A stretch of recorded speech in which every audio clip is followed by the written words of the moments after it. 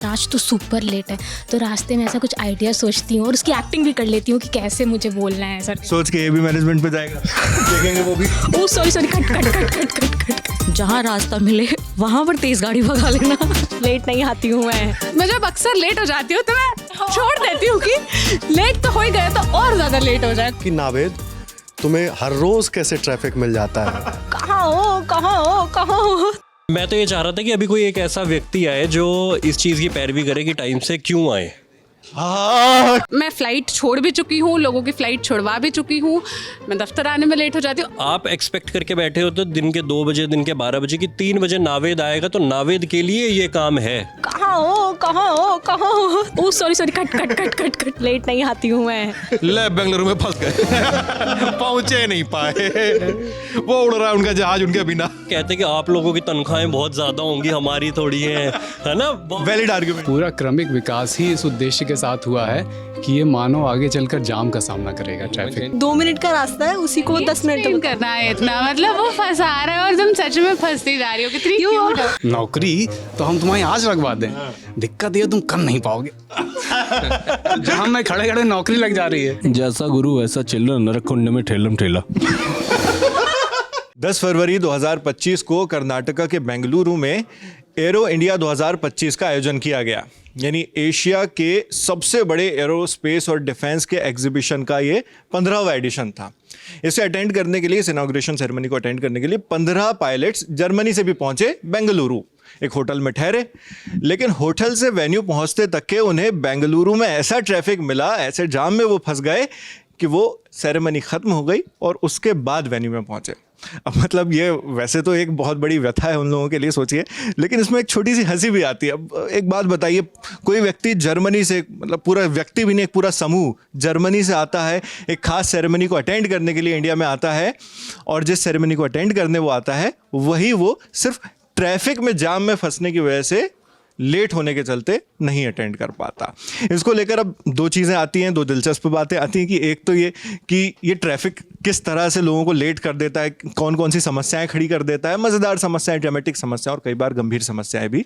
तो ये ट्रैफिक कौन कौन सी प्रॉब्लम्स क्रिएट करता है, और दूसरी चीज़ ये कि लेट होने की कौन कौन सी वजह हो सकती है। मतलब ये तो सबसे ज़्यादा एक नाटकीय रूप से लोग लेट हो गए। 3 घंटे उन्हें लग गए 17 किलोमीटर ट्रैवल करने में, उनके होटल से लेकर कार्यक्रम के वेन्यू तक। तो हमारे कुछ साथी हैं यहाँ पर जिनसे हम इस बारे में बातचीत करेंगे और कुछ जो भी उनके मजेदार किस्से होंगे वो जानेंगे, सुनेंगे। तो सबसे पहले हम आ गए दीपक तेंगुरिया के पास, जो हमसे पहले ही बात कर चुके हैं लेकिन अब काम करने की एक्टिंग कर रहे हैं। तो भाई हाँ, बताइए, आपकी कौन सी ऐसी कोई कहानी है, कोई किस्सा है लेट होने या ट्रैफिक से जुड़ा हुआ? आपने बोला फ्रेम ठीक है, इसलिए मैं लैपटॉप देख रहा था। एनीवेज, हाँ, लेट तो मतलब ऑब्वियसली हर एक जैसे लेट होता है वैसे मैं लेट होता हूँ, उसमें कोई वो नहीं है, पर मैं अपनी नींद की वजह से लेट होता हूँ। अच्छा। किस्मत से जो मतलब जहाँ मेरा घर है वहाँ से सीधे फ्लाईओवर आता है, तो ट्रैफिक की उतनी समस्या नहीं रहती है। पर खूब सारी बार लेट तो मतलब ऑफिस में भी होते हैं, और मतलब मैं बहुत नेक टू नेक लेके चलता हूँ हमेशा टाइम को, कि जैसे 15 मिनट का अगर स्कोप रहेगा, कॉलेज में भी जैसे मैं ड्यू पढ़ रहा था तब भी अगर 9:30 की क्लास होती थी तो करेक्ट 8:45 पे निकलना है। भले आप 9:30 पहुँचे ना पहुँचे, कोई बात ही नहीं है, पर 8:45, हाँ 8:45 पे निकलना है। तो वो उसमें मान के चलते कि, और अब कमाल की बात देखिए, 10-15 मिनट आप उस पर्टिकुलर टास्क को करने में लेट हो जाए, उसमें कोई मतलब कोई गिला नहीं है। लेकिन आप सोचे कि यार जल्दी पहुंच के 10 मिनट वेस्ट हो जाएगा, वो थॉट आपको रोक के रखता है हमेशा कोई भी काम टाइम से करने से पहले। तो हाँ, लेट तो बहुत ही जगह। वैसे थॉट रियलिस्टिक भी है। हाँ, मतलब वो बिल्कुल सही बात है। मुनीर न्याजी की रस्म है ना कि हमेशा देर कर देता हूँ मैं, कोई बात कहनी हो, कोई वादा निभाना तो लेट तो हो ही जाता है। मतलब नहीं होना चाहिए, अच्छी बात, आइडियल स्टेट यही है। लेकिन ठीक है, हम लोग को जापान की तरह नहीं होना चाहिए कि सब कुछ परफेक्ट स्ट्रक्चर तरीके से ही रहे, है ना। थोड़ा बहुत बीहड़पन, थोड़ा बहुत आवारागर्दी, थोड़ा बहुत अयारी रहनी चाहिए। देखो, लोड नहीं है उसमें। अच्छा, यहीं पर हमारे साथ प्रगति भी हैं जो ये क्लेम करती हैं कि वो कभी लेट नहीं होती, या होती हैं? नहीं, ऐसा कुछ नहीं है, लेट भी होते हैं और कभी कभी लेट नहीं भी होते हैं, लेकिन टाइम पर भी होते हैं, ऐसा भी है। और जनरली क्या होता है कि जब मैं लेट होने वाली होती हूँ तो 5 मिनट पहले ही, मतलब घर से निकलने से पहले ही मैं ग्रुप में हम लोगों को बोला जाता है कि आप बता दीजिए कि आप लेट होने वाले होते हो। अगर मुझे लगता है यार आज तो सुपर लेट है, तो रास्ते में ऐसा कुछ आइडिया सोचती हूँ और उसकी एक्टिंग भी कर लेती हूँ कि कैसे मुझे बोलना है सर। सोच के ये भी मैनेजमेंट पे जाएगा, देखेंगे वो भी। ओह sorry cut cut cut cut cut cut cut. फिर उसके बाद से ये जाएगा ना। ठीक, अब तो बता दिया है। तो फिर यही होता है कि एक्टिंग कर लेते हैं कि यार इस तरह से बोलना है और इस तरह से उनको कन्फेस कर देना है। फिर कोई दिक्कत नहीं होती? सही है, कोई वजह होती होगी तभी तो लेट होते होंगे, ऐसे तो कोई लेट नहीं होता। मैं भी कह दूं क्योंकि मैं भी बहुत होता हूँ। हाँ अदिति, आपका भी थोड़ा सा टाइम चाहिए होगा, आप बताइए कोई ट्रैफिक या उससे जुड़े हुए कोई किस्से हो आपके पास? मेरा तो घर यहाँ से बहुत पास में है तो बहुत ज़्यादा लेट तो नहीं होता है। 5-10 मिनट लेट होता है तो यार इतना तो चलता है। 5 मिनट लेट होना तो कोई बहुत बड़ा लेट होना नहीं है। मेरी कोई ज़रूरी मीटिंग नहीं छूटती कम से कम इसके चक्कर में। तो ट्रैफिक से जुड़ा मेरा कोई एक्सपीरियंस नहीं, क्योंकि मैं बहुत कोशिश करती हूँ कि ट्रैफिक में ना फंसूँ, क्योंकि फिर मुझे मेरा जी घबराने लगता है, मुझे उल्टी आने लगती है, उबकाई आने लगती, बहुत ज़्यादा दिक्कत होती है। अगर मेरे आसपास कोई भारी वाहन है या उनसे धुआं निकल रहा है तो भाई मैं तो फिर रिक्शे से उतर जाती हूँ अगर मुझे लगता है कि आगे बहुत ट्रैफिक है। तो दुर्घटना से फिर देर भली। दुर्घटना से देर भली, क्या बात है। फेफड़ों को नुकसान पहुँचे, एकदम दिमाग ख़राब हो जाए, इससे अच्छा कि 4 कदम आगे चल रहे हो और थोड़ा सुन लो कि क्यों आए हो 10 मिनट लेट। तो आप सुन रहे थे हमारी जूनियर डॉक्टर अदिति को, जो सेहत की प्रोड्यूसर भी हैं। और अब चलते हैं उपासना के पास, जिनके पास मैं पूरा श्योर हूँ कि कुछ ना कुछ लेट होने से रिलेटेड किस्से ज़रूर होंगे। मैं तो क्या करती हूँ, मैं जब देखती हूँ कि मैं अगर निकल रही हूँ घर से और मैं लेट हूँ, मतलब मिनट का कैलकुलेशन करती हूँ, तो मैं ये भी नहीं बोल सकती भैया को कि भैया आप तेज़ गाड़ी चलाओ, लेकिन जल्दी पहुंचना भी है। तो मैं उनको बहुत एक डिप्लोमेटिक सी लाइन बोलती हूँ, भैया जहाँ रास्ता मिले वहाँ पर तेज़ गाड़ी भगा लेना। हाँ, इसमें सेफ भी रहेगा और जहाँ पर भीड़ भड़ाका लगे वहाँ पर आप बचा सकते हो, वरना बाकी जगहों पर तो ठीक है। लेकिन ट्रैफिक से इतर भी, ट्रैफिक में जो दिक्कत होती है सो होती है। कई बार ऐसा होता है आप लेट हो रहे हो और अचानक से आप गेट पर पहुँचे, आपके सामने ऑटो वाला है और उसने ऑफलाइन वाले में आपकी राइड कैंसिल करके किसी को और को लेके चला गया।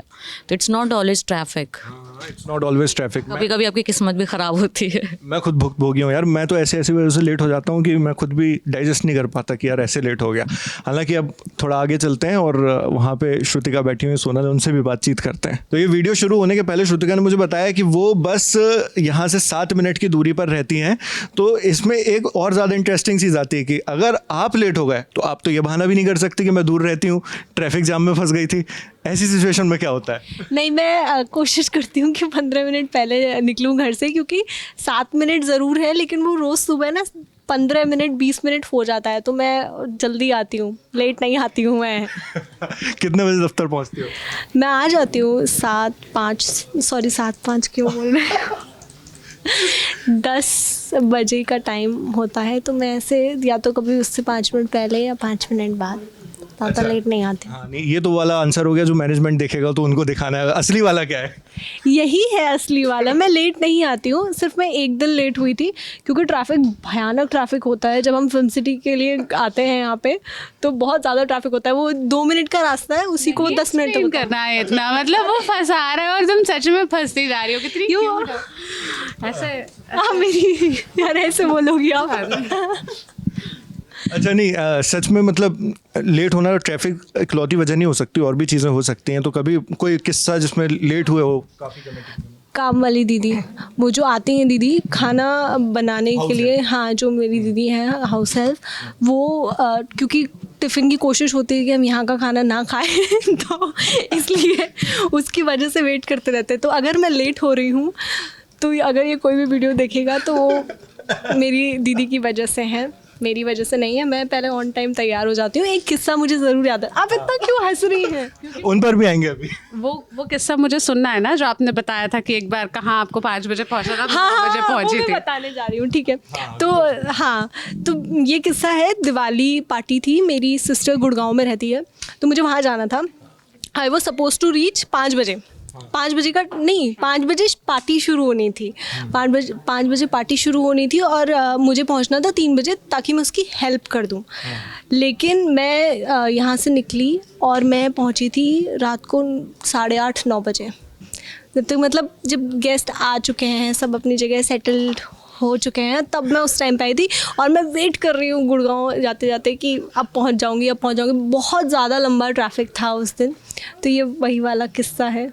आपको चैट करूँगी? नहीं, मतलब मेरे पास तो बहुत किस्से ऐसे ट्रैफिक जैम से जुड़े हुए, बहुत किस्से। और लेट होने से? ये लोग इसलिए हंस रहे हैं क्योंकि मैं अक्सर देर कर देती हूँ। कभी जब टाइम पे दफ्तर पहुँचना हो, कोई इंटरव्यू करना हो। एक चीज़ मैं कहूँगा, हाँ, उस पर एक चीज़ ये है कि जैसे मान लीजिए कि लेट हो रहा है, तो हम लोगों का सवाल ये होता है कि सोनल कहाँ हो? बस गेट पर और फिर गेट से अंदर आने में 20 मिनट। ये आज आपका भी याद आ रहा है मुझे। इन्होंने इनसे पूछा क्या मैंने वहीं से लिया था। कि लेट कितना है, इन्होंने कहा एक मिनट, रजत सर कुछ बोल रहे हैं। मैं कह रहा हूँ सोनल बताती ठीक है, तुम उनसे सवाल ठीक नहीं करते हो कि कौन से गेट पे है, घर के गेट पे है, दफ्तर के गेट पे है। अभी हम रजत सर के पास भी आएंगे और यहाँ पे जो हमारे मैनेजर वर्ग के लोग बैठते हैं उनसे भी बात करेंगे कि जब लोग लेट होते हैं तब क्या करना होता है। मैं बताती हूँ, मतलब क्योंकि मैंने रजत सर जैसों के साथ बहुत क्लोजली काम किया है, तो आई नो कि रजत सर जैसो क्या होता है। Who are always on time, मतलब हाँ, नहीं क्योंकि रजत सर हो, रूहानी भी हो, मतलब हम ऐसे जब डॉक्यूमेंट्री प्रोजेक्ट्स पे या लंबे रिपोर्टिंग असाइनमेंट्स पे होते थे तो मैंने ये देखा है कि 7 बजे सबको उठना है तो वो मेक श्योर करते थे कि 6:30 बजे जाके सबको उठा दे, मतलब 7 तक रेडी हो रहा है तो वो जाके आधे घंटे पहले भी चेक रखना। तो उनका तो खैर अलग मामला है। मैं यार ये बहुत अच्छी चीज़ है, ये कोई कर देना तो हम भी लेट होने से बच जाएंगे अगर कोई उठा दे पहले ही। तो तुमको एक तो काम करने के भी पैसे दो, फिर उठाने के लिए इतने बड़े नहीं हो गए हो, पीए नहीं रख सकते हो। मैं ट्रैफिक के किस्से बताती हूँ जिस पर ये मूल चर्चा शुरू हुई थी। तो हमारा पटना में अड्डा था और पूरी टीम की एक साथ फ्लाइट टिकट्स हुई थी, जिसमें सब तो ऐसे ऑफिस से ही निकल कर जाना था, लेकिन अलग अलग गाड़ियों से। एक गाड़ी में क्योंकि 3 या 4 लोग आ सकते इक्विपमेंट से, तो प्रोडक्शन की टीम पहले निकल गई, उनको सब इक्विपमेंट वगैरह स्कैन करा रहे। तो एक टीम निकली अमितेश सर और उनके साथ 3 लोग, दूसरी निकली तरुण जी और उनके साथ 3 लोग, तीसरा मुझे निकलना था। तो अभिनव जी का फ़ोन आया कि मैं तुम्हारे साथ चलूँगा। तो एक तो मुझसे मना नहीं किया गया कि मैं तो ऑलरेडी लेट ही हूँ। मैंने कहा ठीक है, और मुझे उनका भी पता था कि वो भी मेरी तरह अक्सर ही लेट होते हैं। जैसा गुरु वैसा चिल्ला, नरक कुंड में ठेलम ठेला।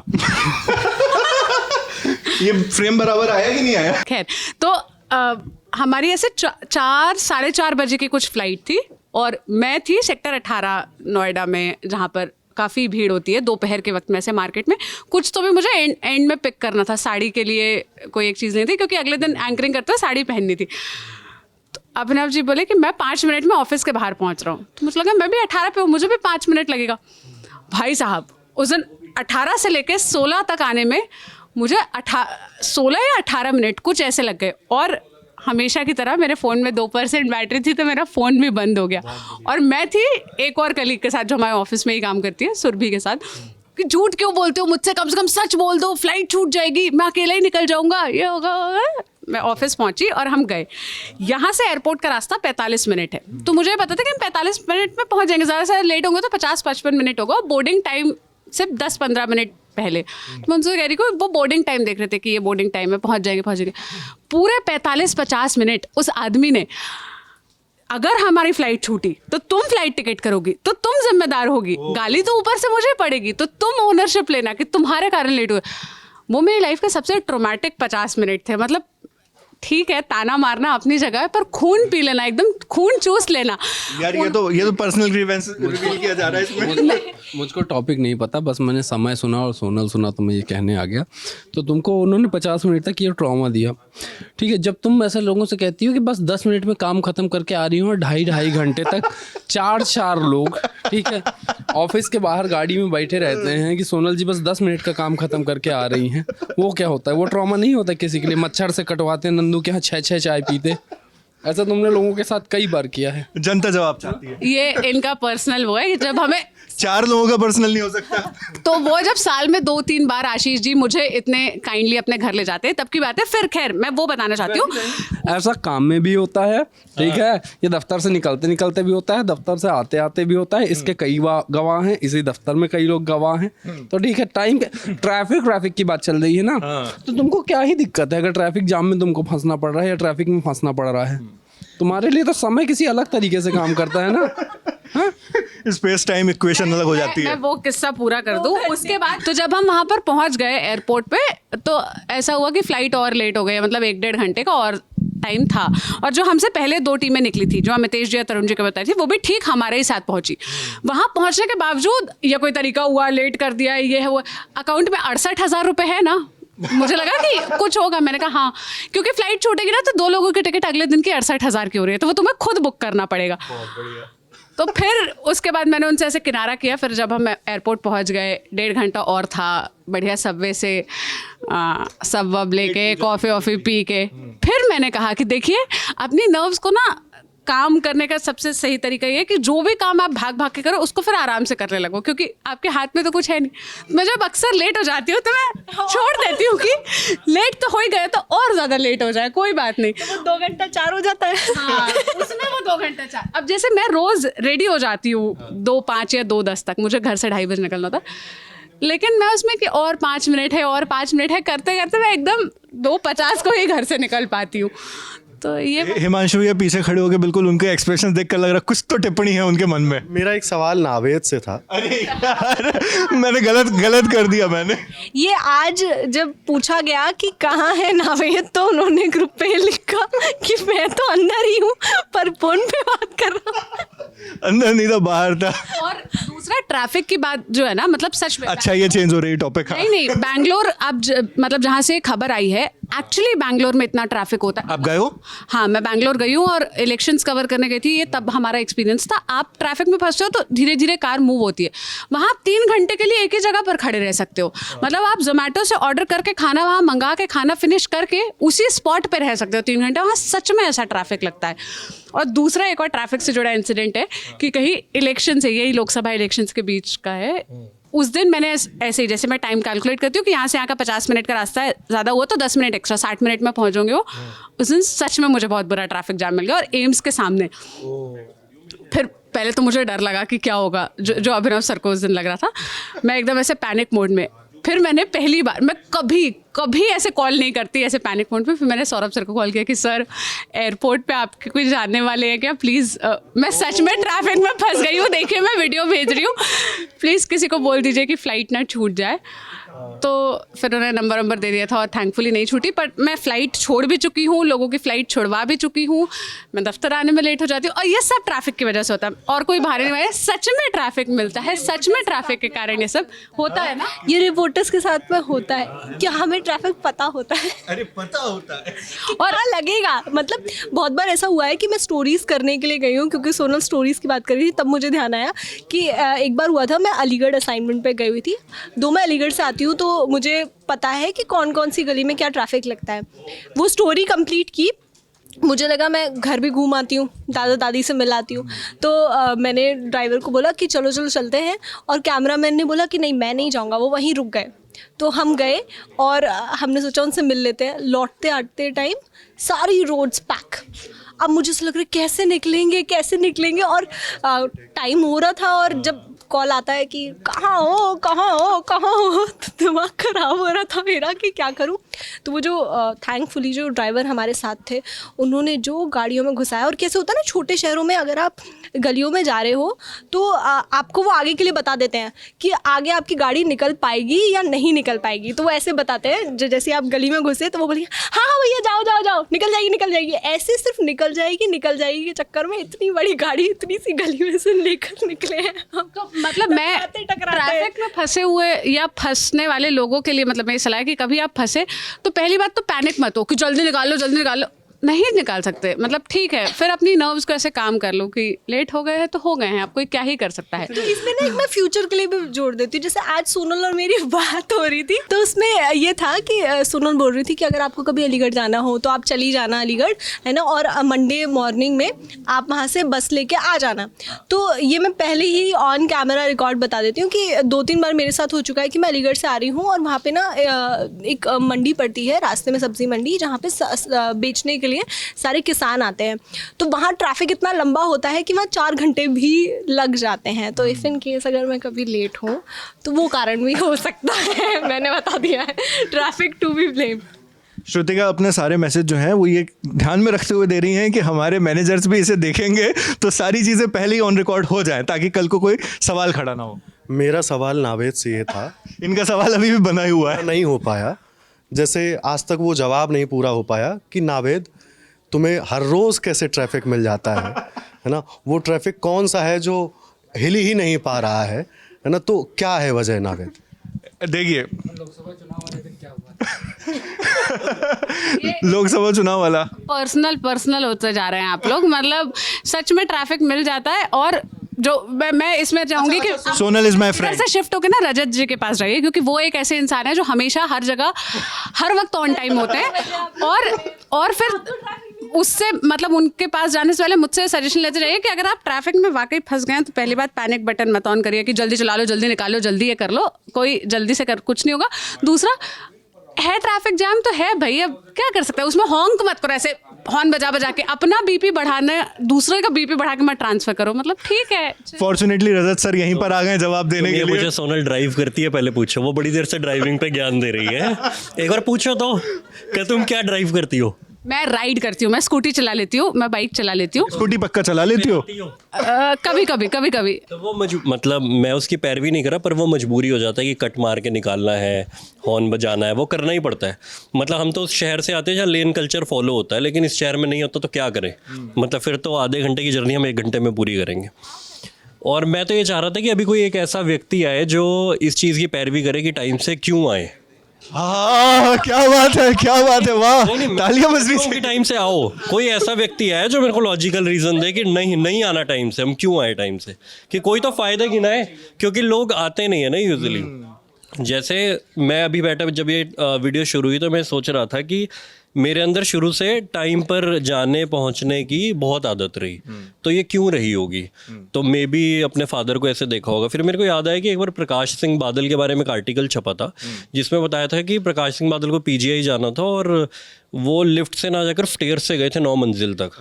तो एक क्वालिटी उनकी तबीयत बताई थी, कितने बुजुर्ग हैं फिर भी इधर चले गए। और दूसरा बताया था कि टाइम के बहुत पाबंद है और सुबह बहुत जल्दी उठते हैं।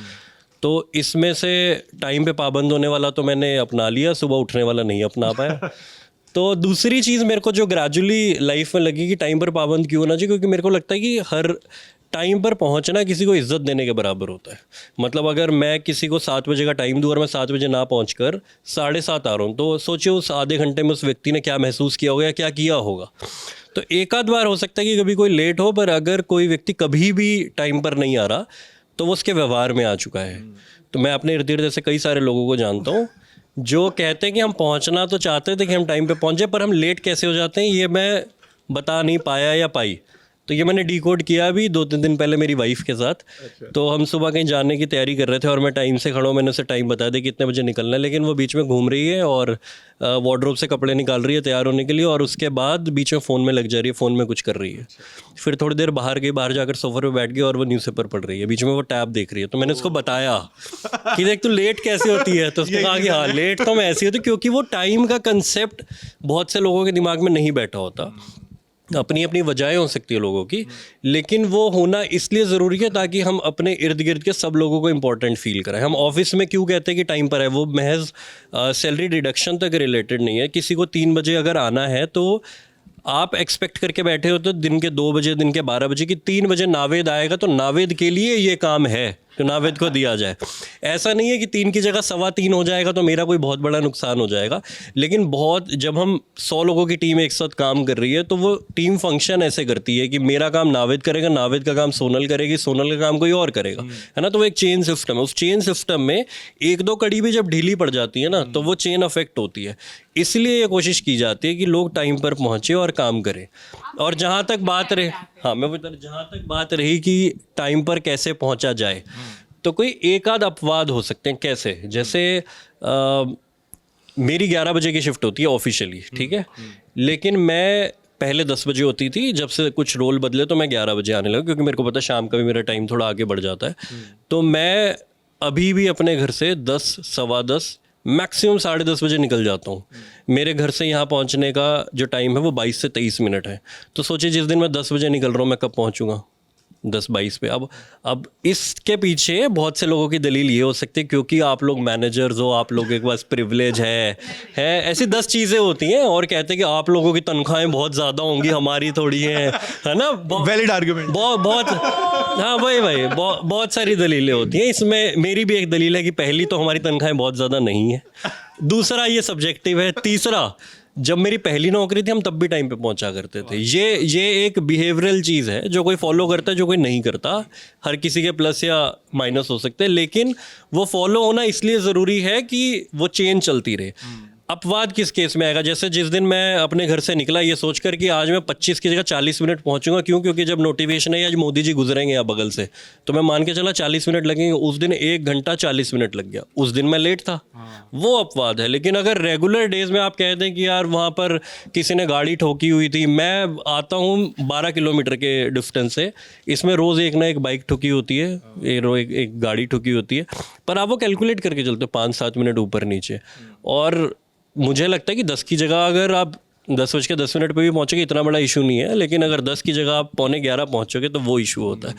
तो टाइम पर पहुँचना इसलिए ज़रूरी है कि आप सामने वाले को रिस्पेक्ट दे सकें, आप उसको ये महसूस करा सकें कि मैंने तुझे जो टाइम दिया था उतने बजे तो आया, मुझे अच्छा लगा और मैं भी उतने बजे वहाँ अवेलेबल हूँ, इसलिए टाइम पर पहुँचेंगे तो अच्छा है। रजत सर, आपकी सैलरी जो है मेरे हिसाब से ज़्यादा नहीं है या आपके हिसाब से ज़्यादा है? अच्छा सवाल है।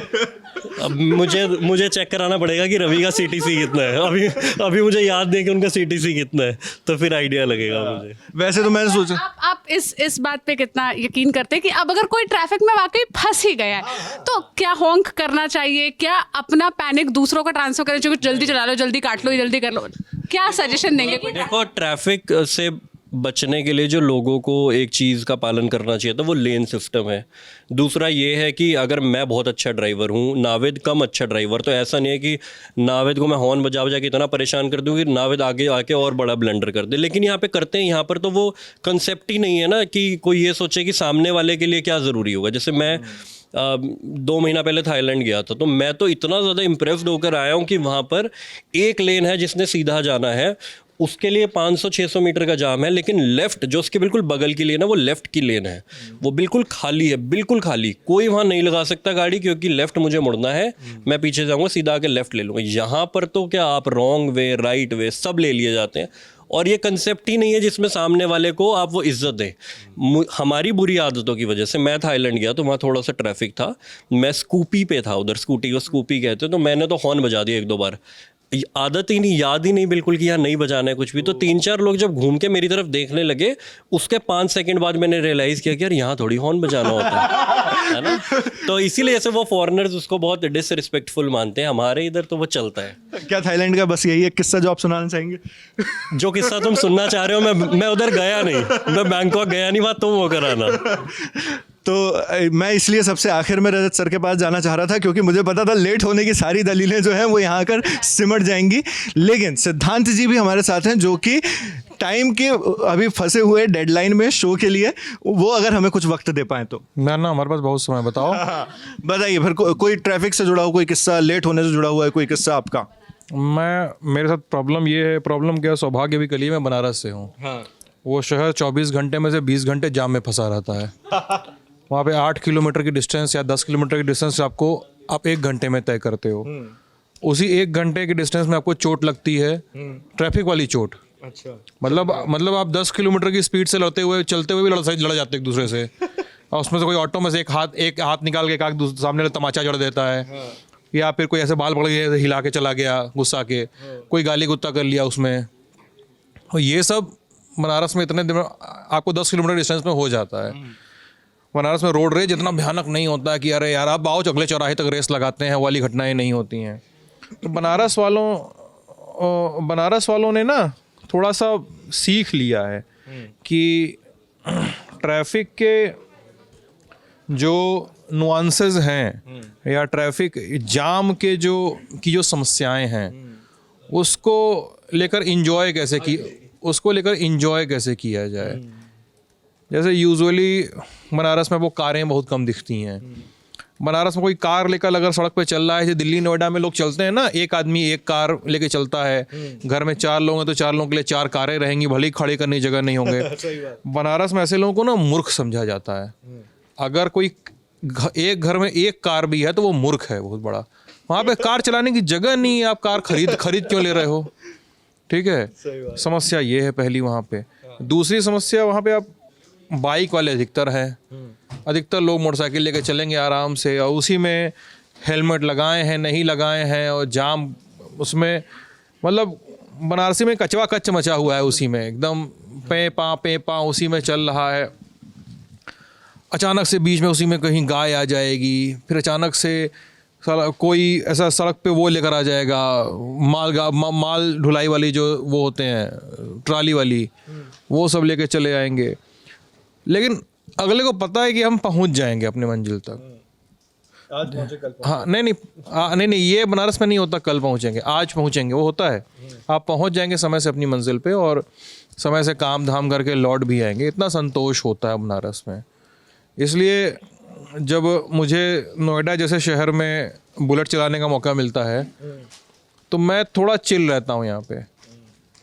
12 अगस्त की वो रात, ठीक है क्या हुआ था उस रात? 12 अगस्त की वो रात जब मुझे अंधेरे में सड़क पे पड़ा बालू नहीं दिखा था। तो लेकिन उस दिन की कहानी फिर कभी। तो हाँ, आप गवाह हैं उसकी। तो हाँ, तो ये सब जाम हमको लेके बनारस में थोड़ा सा चिल्ड आउट रवैया है। उनको पता ही है जाम में फंसना ही है। वो घर से निकला इसलिए नहीं कि वहाँ पे ऑफिस आवर्स में निकल रहे हैं, ऐसा नहीं है कि आप जाम में नहीं फंसेंगे। उनको पता है कि हम जाएंगे फंसेंगे, वो चिल्ड आउट होकर निकल रहा है। तो मेरी मेंटालिटी कम से कम बनारस में रहने के कारण ऐसी हो गई कि यार फंसेंगे ही, पड़थला पे फंसेंगे ही, गौर चौक पे जाम लगेगा ही, फिल्म सिटी के अंडरपास पे जाम मिलेगा ही मिलेगा, डीएनडी पे जाम फंसा ही रहेगा। क्योंकि आपको पता है कि ना यहाँ पर एक दिखावा करने वालों की इतनी बड़ी फौज है भाई साहब। मतलब एक ऑफिस में काम करने वाले 15 लोग अगर एक मोहल्ले में या आसपास के 1-2 अपार्टमेंट में रहते हैं तो वो सारे लोग 15 गाड़ियों से आएंगे और रास्ते में अपनी एक दूसरे की गाड़ी को ठेलते रहेंगे, लड़ाते रहेंगे, खौंचा मारते रहेंगे उनमें और एक दूसरे को गाली देते रहेंगे।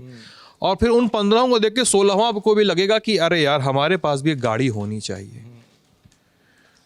ये चीजें चैन नहीं है शहर में। बेंगलुरु में भी यही हुआ होगा पायलटों के साथ। वही तो, दूसरे देश से कोई बंदा आया है, कोई यार सोचो जर्मनी से आए हैं, वो सब जर्मनी से बढ़िया आए होंगे मूड उड बना के। उनको लगा होगा कि अरे यार यहाँ पे तो हारन हमारे देश में बजता नहीं है, ले बेंगलुरु में फंस गए। पहुंचे नहीं पाए, वो उड़ रहा है उनका जहाज उनके बिना। तो ये उनकी कहानी रही होगी। Worst nightmare. वर्स्ट नाइटमेयर क्या, अभी तो एयरपोर्ट पहुंच जाए वापसी वाले में, वही बहुत बड़ी बात है। अभी तो एरो शो में नहीं पहुंचे थे। तो जाम से लड़ना सीखिए, क्योंकि दुनिया में आप दुर्बुद्धियों का इलाज नहीं कर सकते कि कारें न खरीदें। इसलिए जाम से लड़ने के लिए सामर्थ्य सीखिए, पेशेंस सीखिए और पानी पीजिए ज़्यादा से ज़्यादा, और क्या। हालांकि प्रशासनिक अधिकारी जो बेंगलुरु के हैं उन्होंने बताया है कि हम लोगों ने जो बाहर से विदेशी आने वाले थे, जो डेलीगेट्स थे, उनके लिए एक अलग सड़क की व्यवस्था कर रखी थी। लेकिन जो 15 पायलट्स थे जो जर्मनी से आए, उन लोगों ने उस सड़क का इस्तेमाल नहीं किया और वो अपनी एक अलग से कैब बुक करके रास्ते से, कॉमन लोगों के लिए जो रास्ता था उससे निकल के आ गए।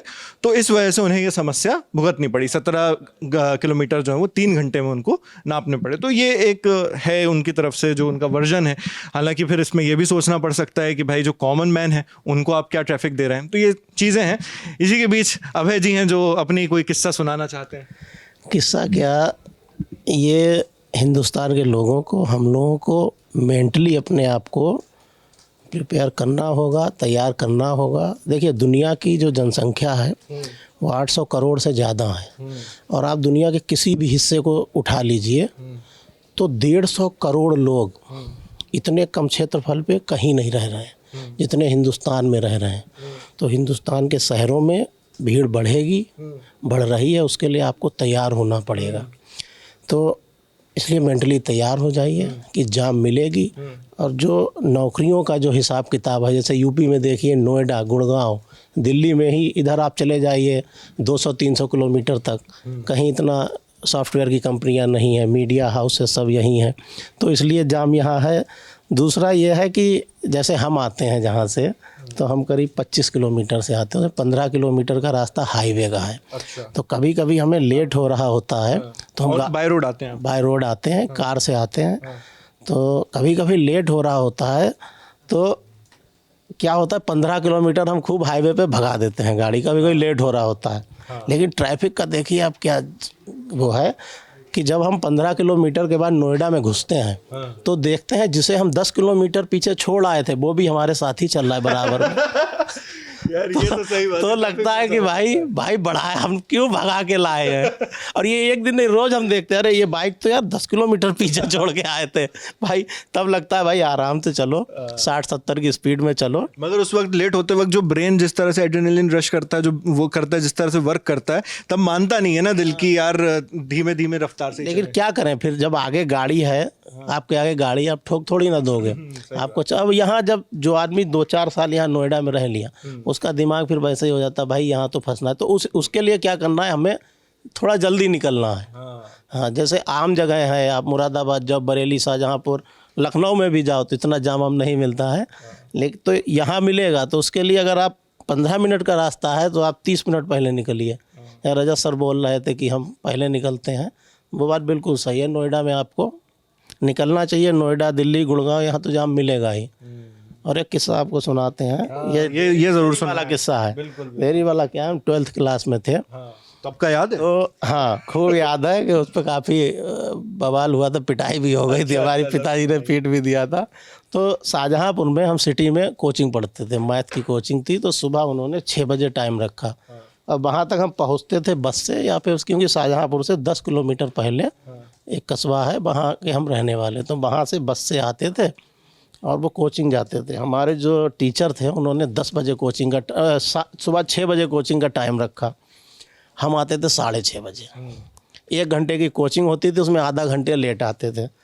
थोड़ा सा तारीफ़ नहीं करनी चाहिए, लेकिन हाँ पढ़ने में थोड़ा सही। तो बेचारे उन्होंने देखा हमें 10-15 दिन, बोले यार ऐसा करो अभय बाबू, तुम तो मानोगे नहीं, चलो आधा घंटा समय बढ़ा देते हैं। उन्होंने 7 बजे कर दिया, 6:30 बजे कर दिया। तो फिर हम 1-2 दिन तो सही आए, फिर आदत पड़ गई, फिर वो 7 बजे फिर उन्होंने 7 बजे बढ़ा के टाइम कर दिया, तो हम आने लगे 7:30 बजे। फिर एक दिन पापा को फ़ोन गया, बोले लड़के से पूछो इसे क्या आधे घंटे ही पढ़ना है। फिर पिताजी ने भाई बहुत डांटा। फिर जो है फिर भी मतलब 10-15 मिनट हमें लेट हो जाता था। तो ये तो मेरी कहानी भी है। हाँ, तो इस तरह का है कि अगर आदत पड़ गई है आपकी, वो लेट होने की मेरी आदत ही थी कि अरे यार अभी तो है 15 मिनट है, पहुंच जाएंगे, आराम से उठ रहे हैं, नहा धो रहे हैं। तो वो आदत नहीं पड़नी चाहिए। आदत अगर लेट होने की है आपकी तो आप लेट हो जाओगे, आदत नहीं डालनी है। सही बात है। और जीशान हमारे साथ हैं, जो अभी हाल ही में कुछ दिनों पहले ही बेंगलुरु से होकर आए हैं, जो फर्स्ट हैंड एक्सपीरियंस जो करंट में जो चल रहा है उसका बताएंगे। और एक शायद इनके साथ ऐसा कुछ वाकया भी हुआ था जब ये डर गए थे। बिल्कुल, जब हम बेंगलोर में गए थे तो सबसे पहले हमारे मन में यही खौफ था कि अगर रोड पर हम निकले, एयरपोर्ट से होटल तक तो पहुंच गए, बट हम घूमने के लिए जब जा रहे थे तो मन में यही था कि यार अगर बाहर निकलेंगे तो जाम में ना फंस जाएं। क्योंकि कैब वाले से भी हमने पूछा कि भाई यहाँ पर जाम का तो माहौल बताओ क्या है, तो वो भी यही कह रहा था कि सर यहाँ पर 10 मिनट का जहाँ टाइम लगता है वहाँ पर लोग जो है 2-2 घंटे तक फंस जाते हैं। तो इसलिए हमने काफ़ी परहेज़ किया वहाँ घूमने से। काम के लिए गए थे तो वापस लौट करके आ गए, लेकिन एक्सपीरियंस यही रहा कि हमें वहाँ पर इतने ज़्यादा जाम का सामना नहीं करना पड़ा जितनी चर्चा होती है। लेकिन ये जो जर्मनी से जो लोग आए हैं शुक्र रहा कि हमारे साथ ऐसा कोई एक्सपीरियंस नहीं हुआ। लेकिन ऐसा नहीं है कि बेंगलोर में ही जाम का ख़ास इंतज़ाम है, हमारे दिल्ली NCR में भी बढ़िया इंतज़ाम है जाम का।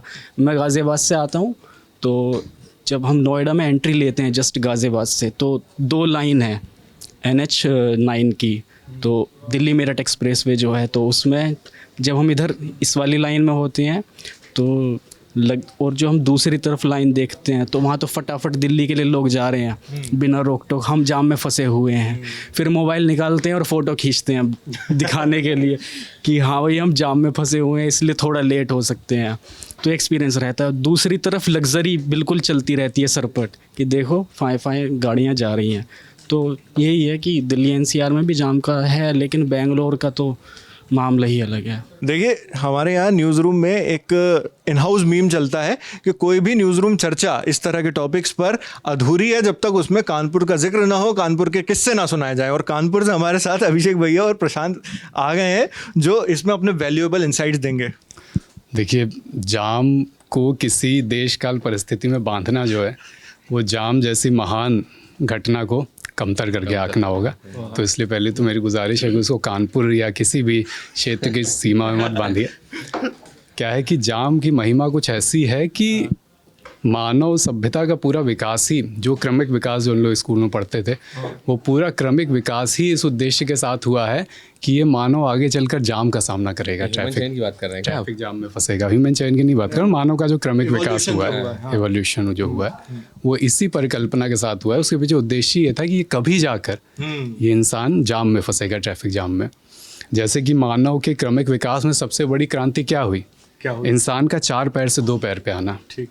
आपने कभी सोचा कि इंसान पहले 4 पैर पे चलता था, फिर 2 पैर पे क्यों आया? क्योंकि उसे उचक के देखना था कहाँ तक लगा है। हाँ, इसलिए वो 4 पैर से 2 पैर पे आया। पहले इंसान अलग अलग घूमता रहता था, चाहे निएंडरथल रहे हो, होमोडेयस रहे हो, है ना। ये लोग 1-1, 2-2 की टुकड़ियों में घूमते थे, शिकार करते थे, खाते रहते थे। फिर ये एक कुनबे में रहने लगे। सामाजिकता का विकास मानव सभ्यता में या इंसानों के क्रमिक विकास में क्यों हुआ?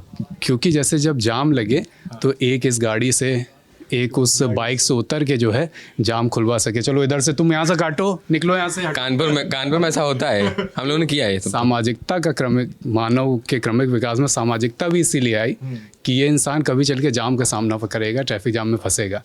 तब कौन होगा जो बताएगा कि तुम यहाँ से काटो, तुम पीछे, तुमको कहे तो पीछे करो, पीछे करो। ये कौन बताएगा? वही इंसान बताएगा आगे जाकर। तो पूरा निएंडरथल, होमोडेयस, फिर अब होमोसेपियंस है हम लोग। तो ये पूरा क्रमिक विकास ही इसीलिए हुआ है कि हम जाम में फंसें। और फंसने के बाद अपने अंदर वो गुण पहले से विकसित करे रहे हैं कि इससे निकलना कैसे।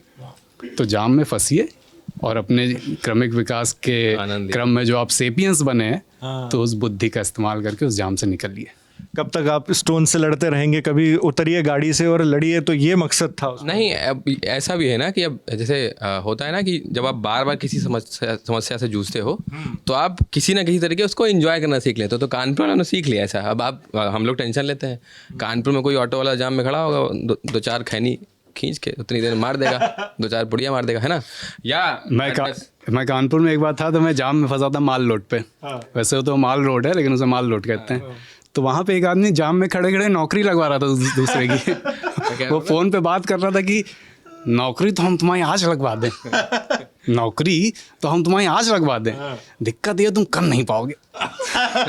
जाम में खड़े खड़े नौकरी लग जा रही है, तो आप समझ सकते हैं जाम की महिमा। जाम तो महिमा उदार। तो बात वही है कि किसी न किसी तरीके उसको एंजॉय करना सीखिए। ये एक आंदोलन सिखाया है, ठीक है। इसलिए मैं कह रहा हूँ कि जाम बड़ी चीज़ नहीं है, बड़ी चीज़ है कि आप उसको कैसे उससे जूझते हो। हाँ, ठीक है। लगता हर जगह है। कानपुर में हम लोग जहाँ रहते हैं, तो वहाँ से भी मॉल रोड का जिक्र कर रहे थे भैया, तो कनेक्ट करने के लिए एक पुल था, 20वीं साल में बना, अभी फिर से गड्ढे हो गए हैं उस पर, COD पुल।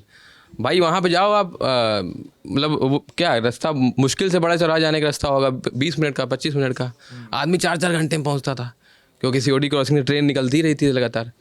तो ठीक है, मतलब आदत की बात है। और भाई 2-4 गाने लगा लो, गाने सुनो और मौज मारो। मगर दफ्तर पहुंचना हो तब? दफ्तर पहुंचना हो तो दफ्तर वालों को बताओ ना यार कि नहीं ये समस्या है, उनको ही पता है ना कि ये समस्या है।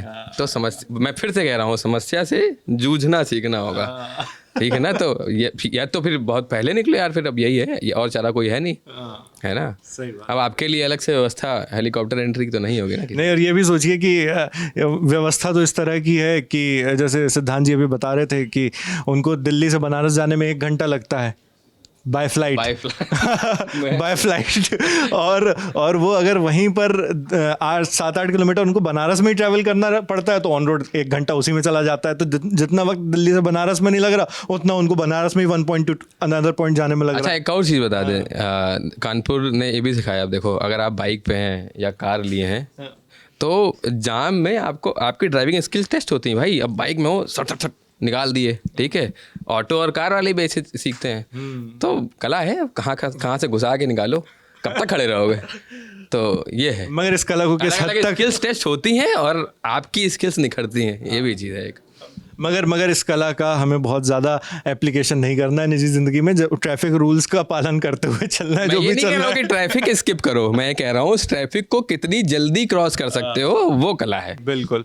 सो ऑन दैट नोट ये चर्चा यहीं समाप्त होती है। और जो सवाल मेरे लिए पेंडिंग था, जो हिमांशु भैया ने काफ़ी देर से पूछ रखा था, उसका भी मैं जवाब दे दूँ कि जब आप एज ए बैचलर काम करते हो और 19-20 किलोमीटर का फ़र्क रहता है, तो बहुत सी चीज़ें आती हैं। आप लोगों के साथ भी शायद ऐसा कुछ होता होगा होगा कि कहीं से आ रहे हैं, रैपिडो या कोई और आपने कैब सर्विस बुक की, उसने हाँ कह दिया, आने वाला था मगर आने से एकदम से इनकार कर दिया, दूसरे ढूंढने में वक्त चला गया, ये जो वक्त ज़ाया हुआ इसको आप कैसे डिफाइन करोगे। इसी तरह से बैचलर लाइफ में आपको खाना पकाना, बहुत सी चीज़ें खुद करनी पड़ती हैं, दूर रहता है तो आदमी कभी ना कभी किसी ना किसी वजह से लेट हो जाता है अनइंटेंशनली, लेकिन वो उसको मैनेज किया जा सकता है। इसी पर वैसे तो क्योंकि अब देर होने की बहुत बात हो गई, लेट होने की बहुत बात हो गई है, तो इसमें हमेशा देर कर देता हूँ मैं। शायरी जो है मुनीर नियाज़ी की वो बहुत परफेक्ट बैठती है, लेकिन यहाँ पर मुझे एक और बढ़िया सी नज़्म मिली है, हवाई जहाज़ की और रेलों की दुनिया, हवालात की और जेलों की दुनिया, ट्रैफिक ये ट्रकों की दुनिया, ये ठेलों की दुनिया, ये ट्रैफिक से बदहाल सड़कों की दुनिया, ये दुनिया अगर मिल भी जाए तो क्या है। तो अहमद अलवी ने जब ये साहिर लुधियानवी की नज़्म को सटायरिकल फॉर्मेट में कन्वर्ट किया था, तो पता नहीं शायद उनके मन में ध्यान रहा भी होगा कि नहीं कि दिल्ली से बदल कर एक शहर बेंगलुरु ऐसा भी आने वाला है जिस पर इस तरह के मीम्स बनेंगे और जो दिल्ली को इस तरह से इसमें पछाड़ देगा। बाकी आपकी क्या कहानियाँ हैं, क्या किस्से हैं लेट होने के, ट्रैफिक जाम में फंसने के, हमें कमेंट बॉक्स में लिखकर ज़रूर बताइएगा। मेरा नाम है नावेद और कैमरे पर मेरे साथ जतिन है। देखते रहिए दी लल्लन टॉप। शुक्रिया।